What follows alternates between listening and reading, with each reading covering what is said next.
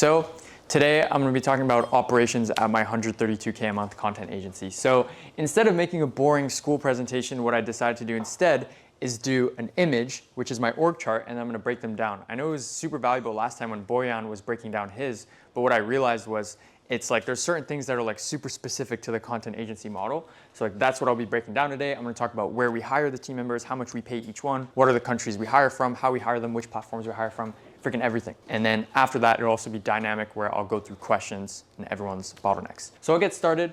So obviously when you get started, it's not going to look like this, right? This is at 132K a month. I actually got to about 20K a month with just me, and then like we had like maybe 3 editors at the time, 1 thumbnail designer, and then like a short form editor. Like up until like 10, 15, 20K a month, you want to just, in my opinion, just run it yourself and handle pretty much the quality checking, the project management, the client communication, all that stuff yourself. And then after that, you can start building a team because you have enough cash flow. So up until, again, just say it one more time, 10, 15, 20K a month, it was just me, editors, thumbnail designer, that was it. And then after 20K a month, that's when I tried to start building a team. Unfortunately, I was like super bad at hiring, so I failed.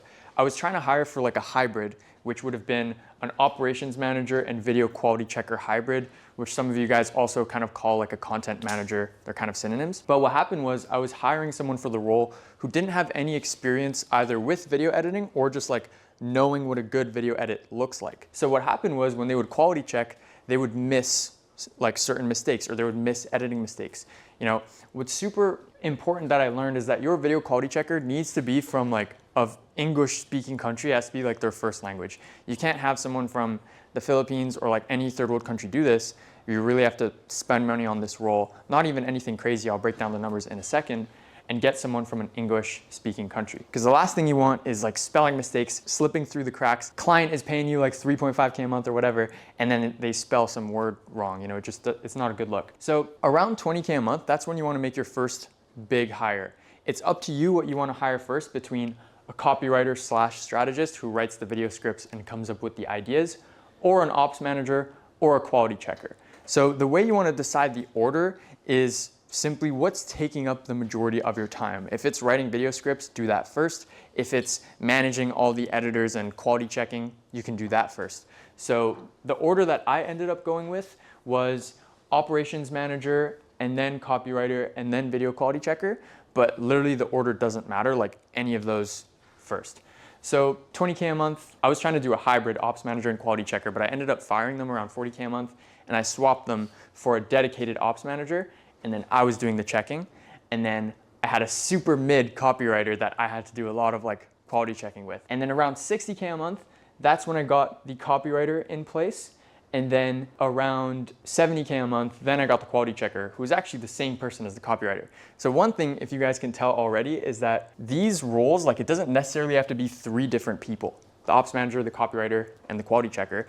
If you can find someone who can be a hybrid between both, maybe the quality checker and the ops manager is the same person, or the writer is also the quality checker, that's really good because you'll save a lot of money. And it's also better to just have less people in the business, because the more people you add, the more complex the business becomes. That's why, you know, I was trying to do some hybrid roles, but over time, once we have enough revenue, it just makes sense to split it out because there's like more work. So that's why now we have these 3 roles at the top, and then this is all of our editors. We have more than this, I think. I kind of like lose track because I don't even really talk to the editors that much, only during the trialing process. And then you can see we only have 2 short form editors because it's really just like, you know, 5% of our revenue or something like that. We mainly focus on YouTube.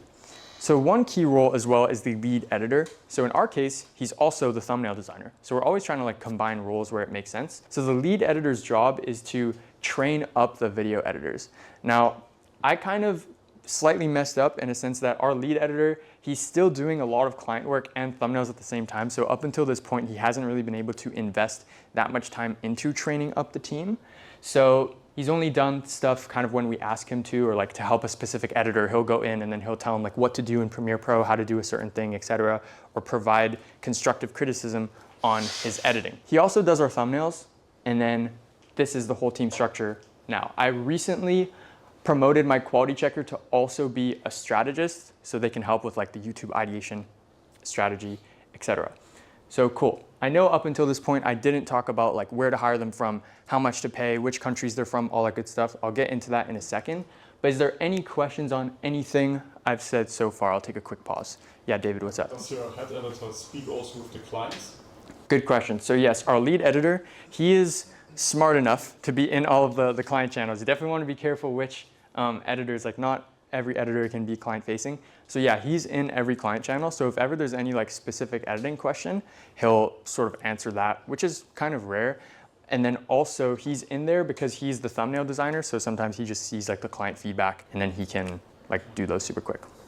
Yeah, what's up? Does the lead editor hire the editors for you, or do you go and do the hiring yourself? Good question. So in terms of the hiring process, the lead editor is involved, but it's actually mainly the quality checker. So what happens is I'm in charge of generating the traffic, getting the applicants to apply for the role. From there, it goes into an Airtable database. It's a simple Kanban board where it's like applicant in, we check their portfolio, and then we reject them or accept them after that. So the quality checker is the one who goes through that board and like sifts through and decides which editors are good and which ones are bad. But if the quality checker is busy and the lead editor has free time, he can do it as well. So I'll assign it to him based on who's free. Real quick, if you want to work with me one-on-one to apply all of these things I'm talking about inside of your video business, just hit the first link in the description to apply to work with me. That's it. Back to the video. Yeah, what's up? Which way the tasks are going? So I do all the marketing and sales, and then this is all the ops team. So let's say, boom, I generate the call. I take the sales call, close the lead. Now the Zapier automations go through and then the Slack channel is created. And then usually I invite them to the Slack channel or the ops manager. It can't be automated because it's with Slack Connect. And then from there, You put there the information about the client. no, so I'll get there in 1 second. Basically, they get put through this onboarding funnel where it's like, hey, welcome to TickScale 2-minute video. After that, there's an onboarding form. That's where we get the client information you're asking about. And then after that, they get sent to a Calendly where it's like, book your onboarding call. Okay. So on the onboarding call, up until like last week, it's been like only me on the onboarding calls forever. Just now we started adding our strategist to the onboarding calls as well. So kind of doing the Boyan strategy where it's like, you know, he hops on the call, but like I'm leading it and he's kind of there. And then hopefully, eventually it'll be like just the strategist on. But at the end of the day, I don't mind because it's just like one 30-minute call and it's good to kick off the relationship. So even if I keep doing those, it's fine. So on the onboarding call, we present the strategy and ideas to the client. And then on that call, we get the green light from the client, like, hey, these videos are really good. Hey, these are super bad, whatever. We adjust from there. Usually they always say like green light on everything or like max one idea. They'll be like, oh, you know, we don't want to do this. And then from there on Airtable, we assign the scripts to the copywriter. So then the copywriter starts, who assigns it? Yeah, who does the brief, for example, for the copywriter? Yeah, no brief. So basically the ops manager just assigns it in Airtable. It says new script needed for client. And then they can go and check their onboarding form. And then we'll also link the onboarding call as well, which they have to watch. And then from there, they kind of like brief themselves. Or like the maximum briefing I'd have to do is just myself or the strategist now send like 1 to 2 sentences saying like, hey, the first video idea we should do is this one, because like that's what we said we'll do on the onboarding call. Because you don't want to make it where it's like on the onboarding call you say one thing, but then the copywriter does something else. So just keep them in the loop and then you're good. From there, client records and then raw footage gets sent to the editor. Editor edits, thumbnail designer makes the video, and then gets sent to the client to approve it. And then the ops manager schedules it, and then it just keeps repeating. Okay. Who's sending the client the video when it's done? The automation. Automation. Yeah, so basically on Frame.io, we have automation where when the quality checker changes the status to approved, it sends automatically to the client. And then from there, the client watches it. If they have no revisions, they'll click approved. It'll notify the editor. And then if there's revisions, they add them on the frame link and then they click needs review and then it gets sent to the editor as well. Because the thing is, we don't put the editors in the client channel. Number one, it's just safety so that clients don't steal the editor. And then number two, also just because the editors aren't really good at client communication. So in this way, we've managed to link the client channel to the editor channel without having the editor in there. So when the ops manager is offline, like stuff can still get pushed. So this way we're like more efficient. What's the channel are you using to communicate with the client? Slack. Slack. Yeah. So every client has Slack. Yeah, we force them. If they don't hop on, we don't onboard them. Okay. Yeah, cool. You had a question, Henry? What do you use to link to Frame? Those ones are super complicated, but basically it's make.com. So it's basically Zapier's competitor, but they have like more flexibility. Yeah, Yaroslav. Did you invite them into your workspace or what did they do? Oh, when their Slack premium subscription ends? Got you. So if a client doesn't have like paid Slack, you add them as a single channel guest, and then it's free. Oh, so okay. yeah, for every paid user you have on Slack, you have 5 free users for single channel guests. Oh, okay. Cool. Yeah. What's up? What percent of clients do you do scripting? Yeah. So let's say like 85%. Yeah. What's up? The turnaround times for video editors, and how do you ensure that videos are always delivered on time? Great question. So I got the Ayman method for this one. So basically with the editors, they're always bad at like saying their deadlines. So what you have to do is you have to add a buffer. So to answer your question, usually let's say it's like a 10-minute video, editors will turn it around in 2 to 3 days. Usually it's 2 days and then 1 round of revisions from the quality checker. It's done in 3 days. But we don't tell that to the client. We need a buffer. Maybe their dog's gonna die, maybe like there's an earthquake. you never know what's gonna happen with these guys. So we give them the buffer. So basically if the editor tells me 3 days, we used to only add 1 day. So we would tell the client he'll have the video in 4 days, but we recently switched. It kind of just depends on the editor as well. Sometimes we'll add 2 days. So we'll tell the client 5 days. At the end of the day, we can tell the client 5 days, 6 days, and then we can just like impress them. Now we send it in 3, and like now we look better as well. So it kills 2 birds with 1 stone. Yeah, what's up? What's your process for making sure the editors always update you? Good question. So we have a Slack automation. For each editor, it sends at a different time because everyone's in different time zones. Let's say the editor, he tells us, hey, I log in usually around 8 a.m. Eastern every day. Usually around 7:30 a.m., Slack message goes out in that channel. It says like, hey, and then it tags the editor. Let us know when you check in, and then they have to send a check-in message like within an hour. If they don't send a check-in message, we have like all their phone numbers, so then the ops manager starts calling them, be like, hey, where are you? Like, what are you doing? And then in that check-in message though, they'll send a message, they'll say, hey, just logged in. I'm 50% of the way through the video. The ETA is still January 19th or whatever day. And then from there, when they check out, they send a checkout message as well, so we know when they're offline. And then other than that, they just like maybe send 1 update in the middle of the day as well, but that's not too important, and that's pretty much it. So you got to check in every day? Yeah, they have. Yeah. Do your editors have set hours that they follow? So no, basically like we're super flexible. So like when we assign the video, we're like, hey, you have 2 days to do this, or hey, you have 3 days to do this. And then like, I don't care what hours they work, you just have to finish it. You just have the expectation that they log on every day. And Yeah, exactly. And like in terms of, because I have some editors that are like not full time. I have some editors that there are like periods where they don't have work. So like, would you just like turn on and off that automation of checking in and out? Yeah, good question. So we've had like 1 or 2 editor relationships like that as well, where it's not like consistent. So with them, we just leave it on. But then if it ever goes like 2 weeks without us assigning them something, then like we'll kind of turn it off. Yeah, what's up? Yeah. For scripting, is it something usually client's requirement, or is it something you prefer to do? Yeah, so it's something we prefer to do, because if you're only doing video editing for them, then it's like you can't really say the results came from you or like you did anything, because the editing is kind of just like the cherry on top of the cake, right? But like when you do the idea, you do the script, they record, you do the editing, you do the thumbnail, like you did everything, then like the video's result was like due to our actions. So we always, like when we're pitching clients, we pitch straight our package with the ideation, scripting, editing, thumbnails, SEO, posting. So we pitch that. And then like from there, if they want editing only, or like we can downsell from there or see what's going on. But yeah, we do prefer putting them on scripting. It's also higher margin, because like with our copywriter, right? It's like we pay him. I'm paying him every month no matter what. So like if I can add an extra $1,000 to my retainer because we're doing the scripts, it's not free money, but it's like I'm paying him for like unlimited scripts pretty much. So like the more scripts I can take on, the better. Because the thing is, when we don't do like ideation and scripting, we're forced to like kind of screw our margin a bit, and then we charge like for 4 videos, which is like per video, which isn't the best. But when we have like the ideas and scripts in there, it's which is like per video, there's a lot more like breathing room in there. Yeah, and how easy it is to get clients to agree to that, because usually they say like it's not my word, so that's the common objection. Yeah, great question. So I'm the objection handling master on this one. So basically when they say, oh yeah, it's not my words, like I don't like scripts, we say, cool, yeah, I hate scripts as well, which is why we moved away from doing word for word scripts. What we do now is more like outlines and structure. So we'll give you the hook word for word, because that's usually the most important part of the video. It also just like helps you get the ball rolling. And then from there, the body is more like outlines, bullet points, structure, that type of thing. And then it's up to you to fill in the blanks, inject your knowledge into there. And then that's where like your personality will shine through. And then in the outro, we also do that word for word, and we put the call to action in there, so we actually book in calls. So that's the way I pitch it. And then from there, they go like, oh, okay. One last follow-up question on that is, For the meat of the content, like, do you get like data from them what they want to actually talk about, or how's the preparation part? Great question. So in terms of getting the information for what will be in the script, because sometimes it's technical knowledge, etc.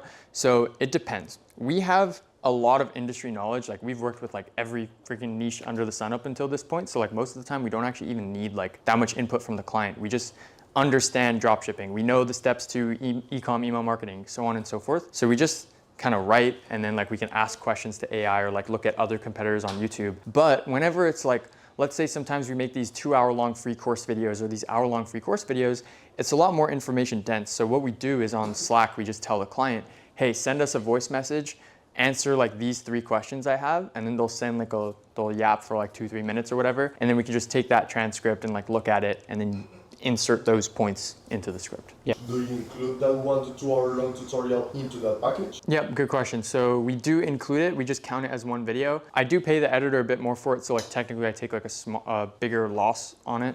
Well, it's still profitable. But the reason why we do that is because we know that video is going to make the client a ton of money, and it's going to like, it's a core part of the strategy. We just include it, and we have enough breathing room on the margin to allow us to do so.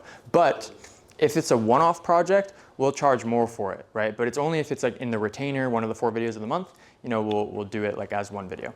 You do it for the relationship, for the result, for the performance. Yeah, pretty much. Any other questions? And then otherwise I'll continue. Yeah, what's up? If the video doesn't perform as well as you expect for the client, like what do you do then? Yeah, so you just be honest with them, and then you want to say like, hey, the video didn't perform as well as what I was expecting. So like, here's what we could have done better. And then so you want to preface the future as well. And then like, that's really all you can do. Another thing we do is like when we're setting expectations, we usually just really like undercut ourselves, or like just say like lower expectations. So then like we're safe from pretty much everything. Dope. Any other questions before I continue on to where we get the team members from? Cool. So everyone's a bit different where we hire from. Actually, not really. So we get most of them from Twitter. So similarly to how I get the clients from Twitter, Twitter is great for hiring. And I know there's tons of people in this room who also hire from Twitter, which is great because there's really good talent on there. So there's 2 ways to go about hiring on Twitter. Number 1, you just throw up a tweet. You put like the siren emojis. You say, hey, hiring long form video editor who's gonna work one-to-one with me and my clients. Application form link below. Make sure to throw an image in there so the tweet takes up more real estate on the person's phone, and then reply to that tweet with like the Google form application link or the Airtable form, whatever you're using. From there, editors will just magically find it through using the search bar, and then also if they follow you, through other editors liking it, and then it gets pushed to other editors. That's one way. But that's inbound. It's a bit like, for me, it's reliable, but maybe when you're starting from 0, even though it'll still work, because people are using the Twitter search bar, it might be a bit more unreliable. So the second way is like actually seeking out video editors. So the way you do this is by using Twitter again. You search on the search bar like long form video editor, or like long form video editor finance, or just certain keywords depending on your niche. Maybe if you're doing gaming videos, you'll add gaming onto there. And you just find them. Usually they'll have their portfolios on there. And then if the portfolio looks good, you can reach out to them and do a trial. And the other way is use the search bar again, but this time you search up like, I'll get to your question in 1 second. Usually you search up like video editor comment. So like that's what you search, video editor comment. And what you're gonna find is those auto DMs. So similarly to like those auto DMs I was making where it's getting a ton of leads, like some people are targeting video editors with their offer. So then in the comments of those auto DMs, it's just video editors. So you can go into there, scroll through the comments, look through people's portfolios, and outreach from there. So that's the third way you'd go about using Twitter. And then the next way, so kind of similar to Kian's method for client acquisition, you can use the referral method to get more editors.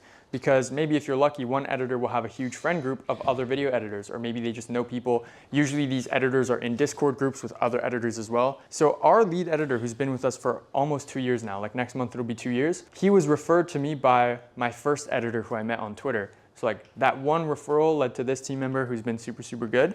So shout out to you, Ismail, if you're watching this. So that was 4 methods for hiring. I have never tried LinkedIn for hiring. There's one more thing I tried actually. So Discord and School. So this is the 5th/6th method.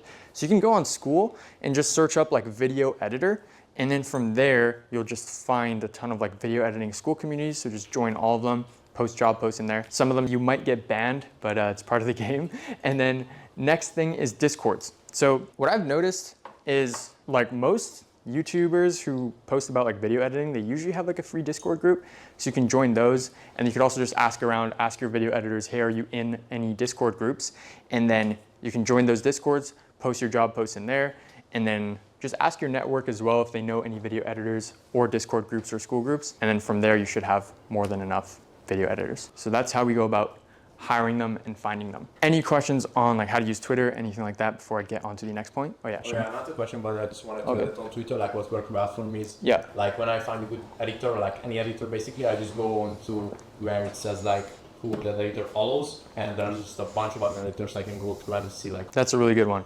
So yeah, you can do the same thing to find clients as well. You find one client, look through who they follow. So cool. Next point I'll get into is like mistakes that I made as we're scaling, like team building wise. One thing with hiring is like you need to hire for like the future as well, because if you're getting a ton of clients but you're not like preparing yourself for the future growth, you're gonna like screw yourself over. You're gonna get too many clients and you can't fulfill. So what I started doing was around like 1 year ago, so January 2024, when we were super scaling from like 60K to like 90K in like the span of 2 months, I started hiring in advance because we were just getting so many clients.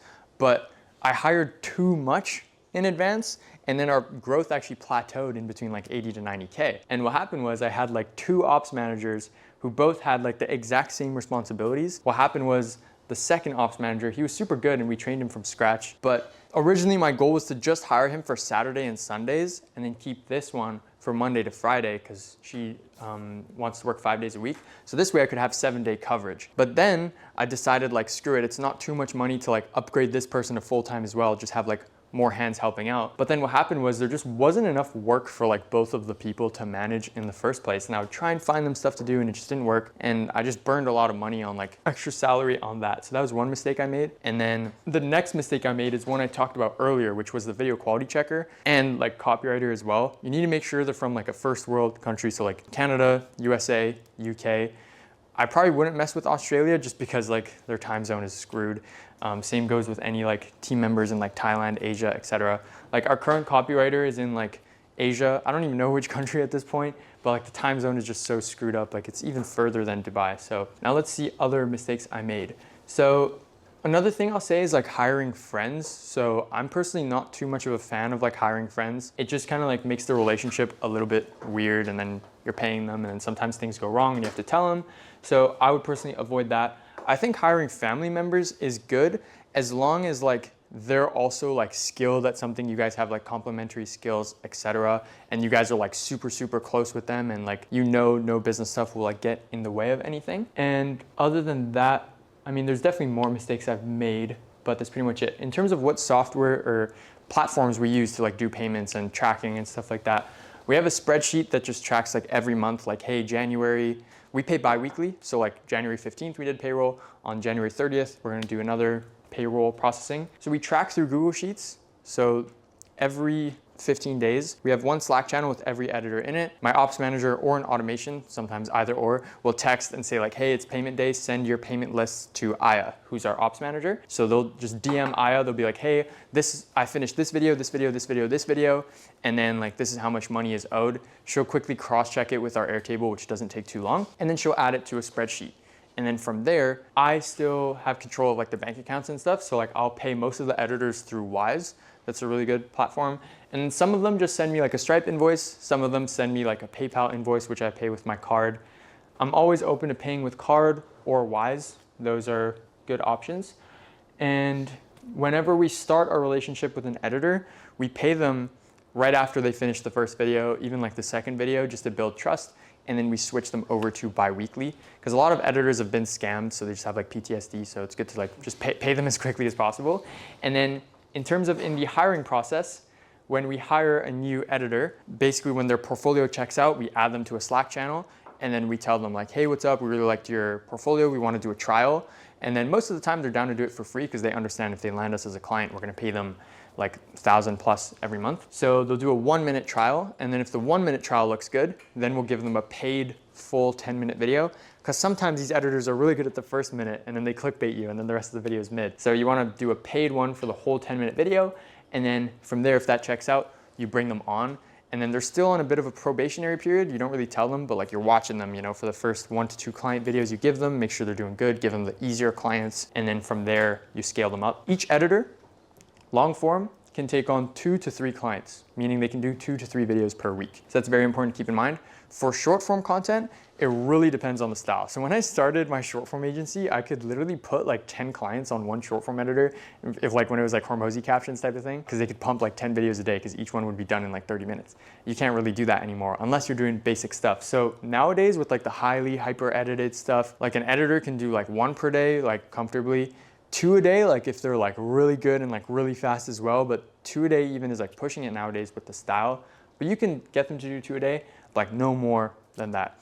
And again, this depends on the style. If you're gonna do like a hyper crazy style, you know, it's less videos per day, more basic style, they can do more per day. How close do your editors like work to the deadlines for like when the video is done and when it's posted? Do you pre-schedule, and when you like onboard a client, do you have like a buffer period where you get some videos made so the editor has like a bit of time if you do pre-schedule those videos? Yeah, so I'll answer the second part first. So we don't do a buffer because when you sign a client, last thing you want to do is delay the first video going live for like 3 weeks or something like that. So there's another YouTube agency in the space. It's not me or Greg, it's someone else. They'll onboard a client and then they'll wait like freaking, sometimes in the first month, they won't even get the first video out, or they'll get like 1 video out, and then like, you know, the client won't be happy about that. So what you want to do instead is like we try and get it out as quickly as possible while maintaining quality. So usually within 9, 10, or 11 days, the first video is live. Depends on how quickly the client records and a couple other variables. But if they do everything as we say, it's like usually 9 days. What was the first part of your question? Like how close to the deadlines do your editors work, and do you pre-schedule? And I guess additionally, like, do you get clients to bulk record content in your niche? Yeah, so we always try and bulk record 2 videos max at a time. Usually after 2 videos in one session, like their performance dips and they're tired. So that's that. In terms of how close do they work to the deadline, we tell like close, I guess, like, cause we tell the editor, hey, you know, you have 2 days or you have 3 days to make this video. And then they always finish it within 2 days or 3 days. So I guess close. And yeah, did I answer everything or did I? No, that's really helpful, thank you. Perfect, got you. Yeah. Who do the posting? Yeah, so we never post for short form clients. I did it like way back, but we don't do that anymore. For YouTube, our ops manager does it. I might potentially look into like getting a dedicated poster who would do it. Just have to make sure they're good at English though, because I don't want them to mess up the titles or anything like that. Do your clients not post at all? What do you mean? By themselves, so just upload the video onto YouTube and then... Yeah, so we do the posting for them. So yeah, they don't do any posting. Yeah, on the client's end, like they really just have to record, maybe do some small edits to the script, and then from there, like video goes live. That's how you want to pitch it. You want to be like, hey, this is a fully done for you system, because that's what it is. Any other questions? Yeah. Yes, I actually have one regarding short form, because I know you're doing that for some clients. Yeah, like 2 clients. Oh, okay, it's 2 clients. So it's not something that you're like actively upselling clients to. It's more so just if a client needs and comes to you that they want need short form content, you just pitch to get down. Exactly, yeah. We don't really try and actively upsell to it. A bit too complex, time consuming compared to the YouTube stuff. Like I'd rather get more YouTube clients. But one thing is like we have one client right now where we're doing their YouTube and their short form. He's like the only one actually, and then plus me, because I consider myself a client, is like he's booking like 5 to 7 qualified sales calls per day from YouTube and Instagram combined. Like, and we do his YouTube and his Instagram, and then he has a setter that he manages. So it's like, it's going really well for him. It's like a higher retainer. So I'm gonna probably look at my whole client base and then be like, which ones are a good fit? We'll probably just grab like 1 to 2, but we don't want to like sell it to the whole world. You know, I have 2 active short form clients plus myself, so 3. That's also super important, is like, I talked about this yesterday. You have to make videos for yourself. So like short form, long form, just be everywhere. Optimize for frequency. It's also important for like team motivation. Like you want them to see like, okay, this guy's super active. Wow, I'm working for Ayman. Oh, he's getting all these views on Twitter. Oh, he's posting on Instagram. You know, you want them to be proud of the company they work for. One thing I'll also talk about is like time management or like meeting cadence, etc. Like, to be honest, like we don't even have like a team call on the calendar. Like I don't do any team calls right now. We'll keep a month or weekly 30-minute call on Wednesdays for like a 2 to 3 month stretch. And then sometimes I'll just be like, okay, we don't even need it right now. Like just delete it. And then we just like operate within Slack. Like we're all super good at texting, and it's like, it just feels redundant, especially if you're like still in the business in a sense of like texting the team members, etc. I don't text these guys, but I'm active with the core 4. What I found was if you're in the business, like you already know everything that's going on. Like most of the time, like team meetings are just really not necessary. So like we don't do them. Like I don't like meetings. I don't like sales calls. I don't like meetings, anything. Like I want like 0 on the calendar. There was a time period in October when I had a closer and then I just had all my calls on Wednesdays and it was like my life was like so easy. It was just like everything felt automated. What other direction should I dive into related to operations if anybody wants to do a call out? Is this your like entire structure, or do you have people for possibly like a VA for outreach or anything along those lines? Yeah, this is everyone except like we probably have a couple more long form editors. But like other than that, like no sales team, nothing. Because of your size and a lot of your clients are now inbound, or do you do a lot of outreach yourself? Yeah, like actively right now, I'm not doing much outreach, but like a month or two ago, definitely. And it's like usually like the copywriter will write the script, which is our piece of free work. And then I would send the outreach myself and like do the follow-ups myself. I don't have like a VA right now. I found someone who's really good, but I'm just like trying to find them something to do. So maybe I'll put them on the scheduling. Yeah, I'm trying to maybe do some type of like personal assistant thing where they're handling like little tasks and stuff like that. Cool. Is there any directions within operations you guys think I've completely missed out on, or did I pretty much hit everything? Nobody has any questions, no problems, no bottlenecks. Yeah, what's up? Where would you say like you would start to hire someone for the operations? Because like I'm at like 10K, around 10K. So like, should I hire a VA to like just be more simple because I'm not that big in terms of operations and organization? Or should I just start with right away like a native English speaker, someone like that can do the ops and also maybe video quality checking and maybe not having full time? And because from there, then I like scale more, I can like break it full time and not have to hire like someone else. So like, what would you do?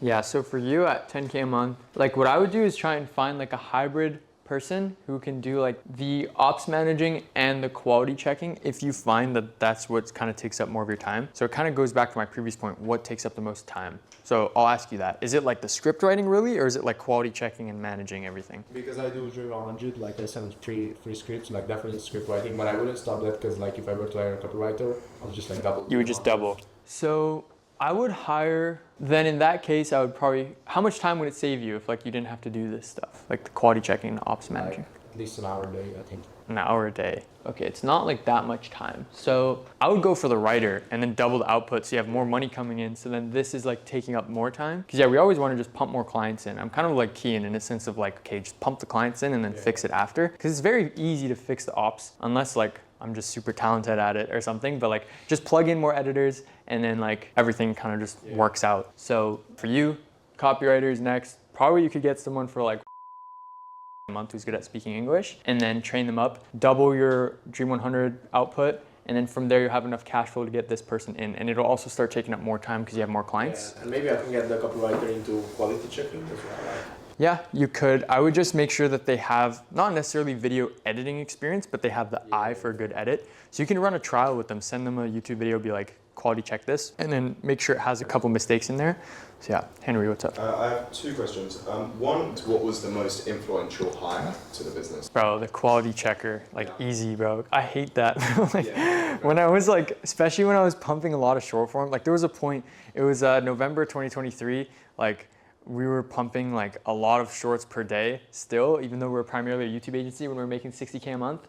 And it was like, I hated it, like watching the video, I'll point out these spelling mistakes and this garbage. So this was like my favorite hire, the quality checker. Yeah. Yeah. And when you're like training the quality checker, do they submit all of the revisions as well, like to the editor? Yeah. So when you onboard them, for the first 2 weeks, they're kind of on like a probationary or training thing. So they'll review the video and then they'll send you the video with the revisions on it, and then I'll check it after and be like, hey, you missed this, until they get to the point where like they're good, then like I let them fully handle it. What was your reason for doing outreach in December? Oh, yeah, I want to make more money.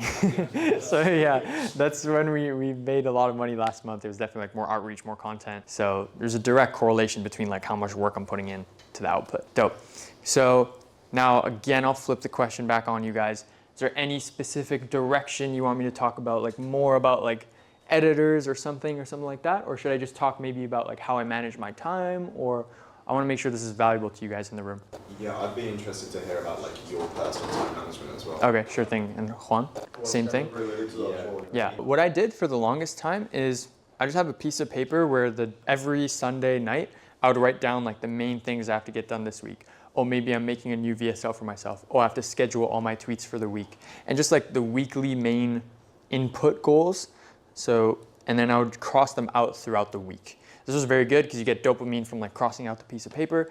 So I did that for a very long time. I don't do that anymore, but that was really good and I recommend you guys do that. In terms of what I do now, the day before I like write down on Slack, I send a message to myself. I just say, hey, like things I have to do, you know, I gotta schedule some tweets. We have to hire like 3 editors ASAP. Or we have to do this, this, and that. So that's how I like manage my to-do list, just send it to myself on Slack. And then whenever I finish something, I edit the message and cross it out on Slack. And then in terms of, hey, where does my time go, etc. So I work so now in Dubai time, so it's like 9 hours ahead of Eastern, 12 hours ahead of Pacific. So I usually sleep at like 2 or 3 a.m. because the team logs off at 5 p.m. Eastern, which is like 2 a.m. So I usually just end up staying up until then. And then I wake up around 8 hours later. So what is that, like 10 a.m., 11 a.m.-ish. And then I quickly eat breakfast and then I start work around 12:30-ish. I usually do like 2-3 hours of work here, which is like the main like big things for the day. So anything creative, like, oh, schedule my tweets, write content, or like, hey, put out more job posts. Hey, organize the job posts into this Google Doc, make this SOP. Just leveraged activities. And then I'll take a break usually until like 6 p.m. because then 6 p.m. Dubai is 9 a.m. Eastern. So then my ops manager logs in. So then I hop back on, check in with her, like see if there's any big things we have to do for the day. And then from there, usually like 6 p.m. to like 11 p.m. Dubai, which is 9 a.m. to maybe 2-3 p.m. Eastern is like calls. So I do all my sales calls. So usually it's just like not filled with sales calls every day. Like some days it's filled. Like since I blocked out the last 3 days for this event, like Tuesdays just flooded like 5 p.m. to 11 p.m.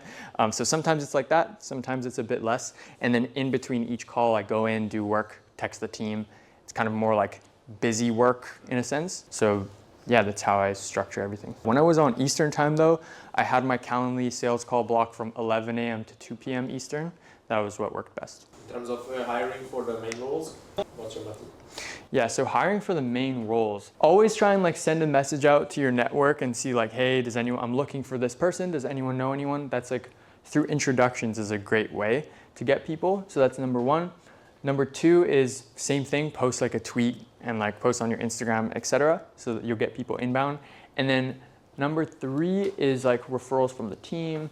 And then that's how I do it. And like putting out messages in any other groups and Discords you're in as well. Like we'll tell the editors, hey, for every editor you hire that we keep for like more than 45 days or 60, whatever, like we'll pay them a couple $100, $500, something like that.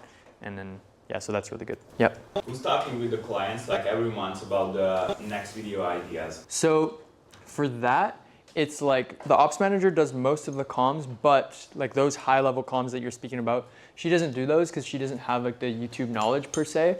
So it's like a mix between, before it was like a mix of like me and the copywriter because he used to handle the strategy.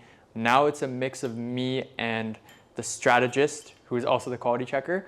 But I'm hoping to eventually shift to where it's like fully the strategist. But we just recently promoted him like 7 days ago, so we're still ramping him up. So for now, it's like a mix between me and like these two people. Yeah.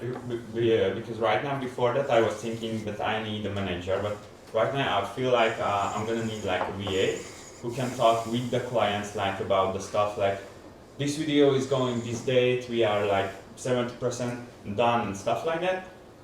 And the copywriter, I take her with me to the onboarding when we get the new clients, and then he can do the job. Yeah, I think that's a good plan. Just make sure the VA is like good enough to be client facing, and they can also like handle conversations outside of the SOP, because you know sometimes like people are like very one straight line where hey, when they say this, do this. When they say this, do this. We need someone who can be a bit of a creative thinker and like maneuver conversations. Me personally, bro, instead of like getting an older chick or like younger chick or something, we just hire hustlers, like people who like freaking are like usually younger. Like our oldest person on the team is probably like 26 max. Like, because you also want them to be like tech savvy, but I've never hired someone from the corporate world, so I can't attest to this, but this is just my belief. Like taking someone from like corporate, plugging them in here. No, but like an executive assistant is different because that's Okay. a very fast-paced job. You know, Okay. like someone next to a CEO. Anyone? Yeah, Henry, what's up? Yeah, I have another question. What like requirements do you have when you're hiring editors? Like, what requirements do you have for that? Yeah, so they can't be in school because it just interferes with like their schedule way too much. And then usually we don't let them have other clients other than us, unless they're like a part-time editor where it's like, hey, we're giving them a video a week or something, then I know they can manage it, so it's fine. I understand they got to make their money elsewhere, so that's cool. But if we're giving them 2-3 videos a week, you know, they can't work with anyone else. And then other requirements, okay, their portfolio has to look good. They need to like have good enough English to where like, okay, it's common, like every editor, they're gonna make like 1 or 2 spelling mistakes per video pretty much. So that's fine, but it can't be like a billion, you know? And then they also have to like learn from feedback and like mistakes as well. And like, if I tell them, hey, you know, don't ever use this transition, instead use this one. And then in the next video, they do it again. You know, we don't want to see that. And also like, they have to be good at communicating. Like if I'm texting them and they're just like ghosting me, like, and we warn them, hey, you're not being communicative enough. They do it again and like again, then like we cut them. Like that's it. Because we're on such tight deadlines with clients, even with the 2-day buffers, like if they just ghost us, you know, we have to get someone else in and it can cause so many problems. So, yeah. Why haven't you, and you know, maybe you can give an answer, like attempted to try and get like ahead of schedule? Because I work exactly the same, like we do work quite close to deadlines, but I feel like generally in my mind it would be safer to have like more of a, not necessarily a buffer period, but pre-scheduled. Yeah, so that's a great question. There's 2 reasons. So number 1 is just like the clients like kind of slack on recording. I feel like we can all kind of relate to that. Sometimes even just pushing them to stay on schedule is like, I feel like I'm pulling on trees, even if the video is getting like really good results. So that's one thing. And then the second thing is like, we're like pretty at capacity in a sense of like, we can't even like get ahead. We like, it would just like make us not able to fulfill due to the amount of editors we have. And then, but it's really the first one because like if the clients were down to like record more in advance and stuff, I could definitely plug more editors in. The other issue with scheduling in advance is like maybe like if there's like a pivot in strategies, now it's like, oh, like we already have that video scheduled and it wastes a week per se. But if we're like week by week, then we can like quickly pivot strategies as needed. And then that was one thing that was really important with short form clients that got the best results, like that we'd get like millions of views and dollars for on short form, is like we were like on the day of, like I send them 2 videos, they post 2 videos. We kept it like that. And they only recorded like 4 videos at a time max, rather than like, oh, record 60 shorts in 2 hours. Then they just kind of stay like that because then they see how the videos perform, they pivot, boom, boom, boom. And like, that's how we scaled up super quick. Yeah. One requirement you mentioned is like they're mostly working with just you, and also like when you have problems that clients are not, they're just sitting empty, right? What I usually find is like then they're like monthly payout video ways. So what do you do in that situation? Get more clients. So that's the easy one. You can also record videos yourself and give them to them in the meantime. And then other than that, like unfortunately you do have to like leave them hanging, but you can like then just go get another client to record in advance and then like give that one. So you can always like fill in the blanks. Yeah. I think that you're following like an onboarding process, Yeah. like filling the form, then they get like a video of the clients. What software are you using for that? Yeah, so we built the funnel on Go High Level.